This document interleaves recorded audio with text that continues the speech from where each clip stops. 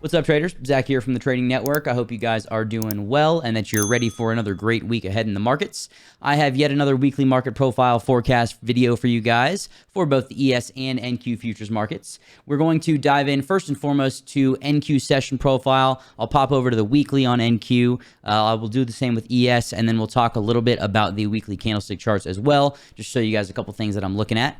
So with that said, let's dive into NQ first and foremost. You can see that we are opening up within range and value at the top of Friday's range and towards the value area high at 11,616. So major area that I'm going to be looking at here is this area between 616 and 626. That is basically a little zone that has been created between Friday's value area high and Friday's high. So if we can move and hold above that level, I will be looking for a move up, very likely up to 11.7K. You can see we have the high from the October 26th regular trading hour session at 11.7. And that is going to be a very important level. You can see there's also some great confluence there with the value area high from the 25th RTH session. And you can see that if we move and hold above this, we've got 734, not too far above this area here, which I think is another likely level that we visit if we do get that upside continuation. As far as the downside goes from a session profile perspective, if we cannot hold this 11,537 level, you can see right now we are at 11,555-ish, then I will be looking for a move probably back down to 11,490. And if we can't hold that, then this is really the zone that I'm going to be looking at between 11,464 and 11,440. You can see that we have 11,441. That's Friday's POC, and 11,441 and 50 cents. That is the Thursday's value area high, right? So pretty much to the tick. There's a 1 tick difference there. So that's going to be a very important level to hold. If we break that, very, very likely we move down, tap 11.4, and perhaps even revisit the value area low from Friday at 11.366. So that is what I'm looking at most immediately from a session profile perspective. Going to hop on over to the NQ weekly profile, and I'll show you guys what I am looking at here. You can see very, very similar vibe. We've got this zone between 734 and 701. From a weekly perspective, from a bit of a higher time frame perspective, that's the line in the sand level that I'm looking at. If we can move and hold above 735, call it, then I think 778 is a very high probability area that we do indeed go and visit. You can see that is the weekly low from the September 15th weekly profile. And above that, we've got the POC from that same weekly session at 11,850.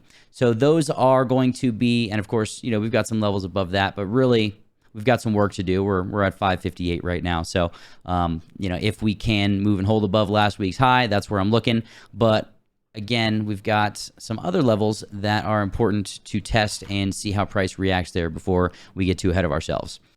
So on the downside, from a weekly perspective, 481, 11,481 to be exact, is where I will be looking. That is last week's point of control. If we break that, look for a test of 11,430. And if we can't hold 11,430, I'm thinking that we are very likely to revisit 11,320 or that area, as that is the value area low from last week.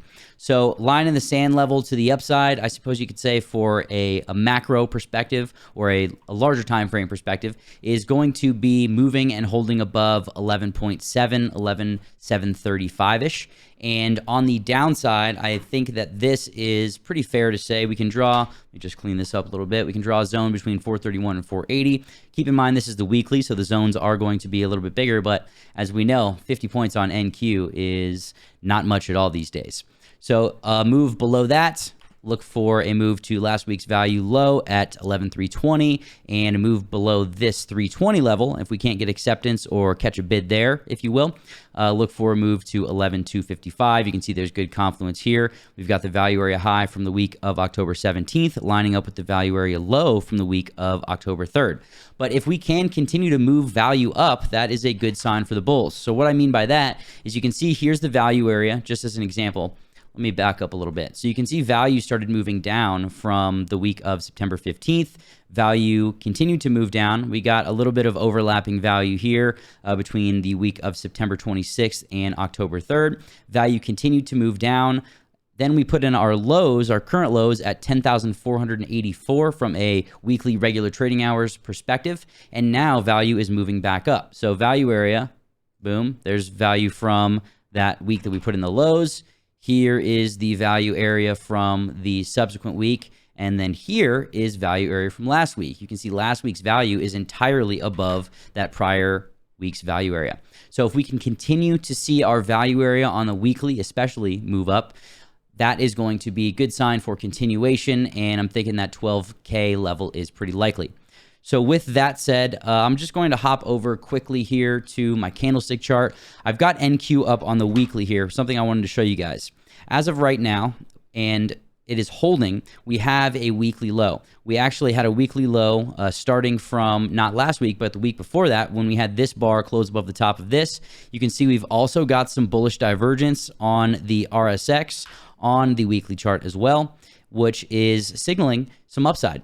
So it's going to be very interesting to see if we can get some continuation. If so, I think it's very likely that, again, we get a test of about 12.1K, maybe even 12.2K. The oscillators on the weekly chart are just now starting to curl to the upside. We haven't gotten the cross yet. So again, time will tell to see if we get continuation, and if so, how much continuation we get. But I wanted to point this out because if you look back here, look at the last time that we touched this area, right? We did go down and touch the 377 on the weekly, but we have now put in a low before we even got to the 377 EMA on the weekly chart.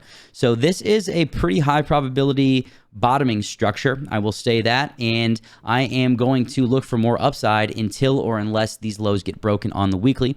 I'll show you guys the daily chart. It is a little bit different. We do still have bullish divergence. We do have bullish divergence actually on both oscillators on the daily chart, which is a little bit different than the weekly because we just have div on the RSX from a weekly perspective. Another thing that I want to show you guys real quick on the NQ weekly is look at the last time we put in lows and got this retest of the weekly opportunity zone. We had the BBWP really high to the upside. It was above 90, right? And you can see that's where we are now. So although it might be a bit confusing, you know, this is not like a momentum oscillator where the BBWP moves directionally. If the BBWP moves down, that doesn't mean that price is necessarily moving down. That means that the volatility has been expanded and it's likely for a cool off, as I like to say. So you can see here, we had a BBWP cross to the upside, which had this huge down move on the weekly. BBWP got expanded to the upside. We got a little pushback to the upside. BBWP once again expanded up here and we got a significant downwards move. Same thing. BBWP got up to above a 90 read and we've got a pushback of 2,300 points on NQ, right? So very similar situation here. We've put in lows. So just to show you guys, you know, even similar move, 2,000 points, that would get us closer to the 13K mark. So it's going to be very interesting if this is, you know, a macro low. At the very least, I do think we are due for more upside based on all of these tools that are giving me some confluence here on the weekly chart.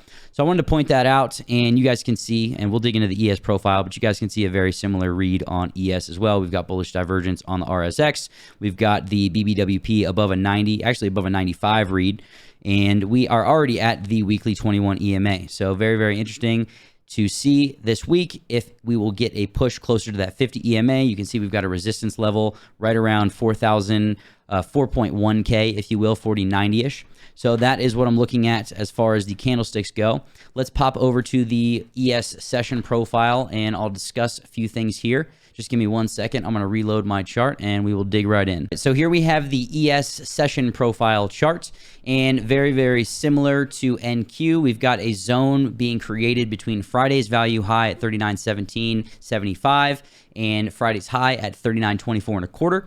So if we can move and hold above that, I will indeed be looking for that upside continuation closer to that 4K level. If we cannot move and hold above Friday's high or this zone, then I am going to be looking for a move of decently, you know, good sized move back down to 38.70. You can see we have great confluence at this 38.70 level, so I will not be surprised if we do get a test of that area this week, but it is going to be very important to wait and see, you know, if we can get acceptance above or if we can test these prior highs upon open in the New York session tomorrow. But with that said, look at this confluence here at this 38.70-ish level, right? 38.70, Friday's POC, 38.70, Thursday's high, 38.68, the overnight high from the 26th into the 27th overnight session, 38.71, the value area high from October 26th, and 38.65. and 38.74, creating a zone between the 25th regular trading hour session, between the value area high and the regular trading hours high. So look at that level if we cannot get accepted or move and hold above Friday's high. Most especially, we might have some good trade opportunity there for longs, and if that breaks, likely going to have some good opportunity to short back down to these lower levels from later in last week. I will pop on over to the ES Weekly profile now, show you guys what's up. Very, very similar, as I'm sure you guys are seeing this pattern here. Check out last week's high, lining up very, very nicely with the high from September 19th weekly session. And that is going to be my more macro line in the sand. If we can move and hold above that, look for a move up to 39.70, 39.80. And the levels that we were looking at on the weekly chart were a little bit above that, actually, at 4,080. So I'll just pop back over here and show you guys that real quick. So this is kind of the area that I'm looking at on a candlestick chart perspective here. You can see it's lining up with the top of the weekly opportunity zone. And the momentum oscillators, just to reiterate here, they look like they are just getting started and have a lot more room to the upside. So unless we get rejection, right in this area, or something else happens to negate these lows, I think that the probability is certainly sitting on the side of upside continuation, at least as it stands. Once again, bull div on the weekly, it has been confirmed. We've got bullish divergence on the RSX. And again, we've got that BBWP just absolutely ripped to the upside at 93.1 read currently. So that is essentially the gist of what I am looking at moving forward into the coming week. Again, if we can't move and hold above these prior highs, 39.24, 39.27-ish. That's an important area. Look for a move back down to last week's value area high, 38.71, last week's POC at 38.51, and then very likely back down here to 38.20-ish, which is the high and the value area high from the week of October 3rd.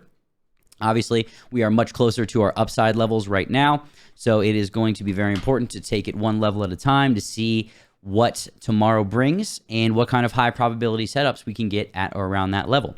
So it's either going to be, a breakout of this level for a target of here and here, or it's going to be a rejection of the prior high for a move back down to last week's value area high, POC, etc.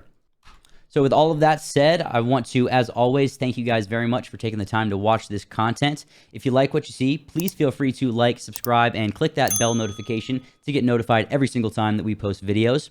If you want to learn more about what we do here at the Trading Network, please check out thetradingnetwork.io, where you can purchase access to the TTN Pro Trader Bundle, which includes the Fundamentals of Futures Trading course, the TTN Proprietary Indicator Package, as well as lifetime Discord access. You can, of course, purchase all of those products standalone on our website as well, including one-on-one mentorship with me.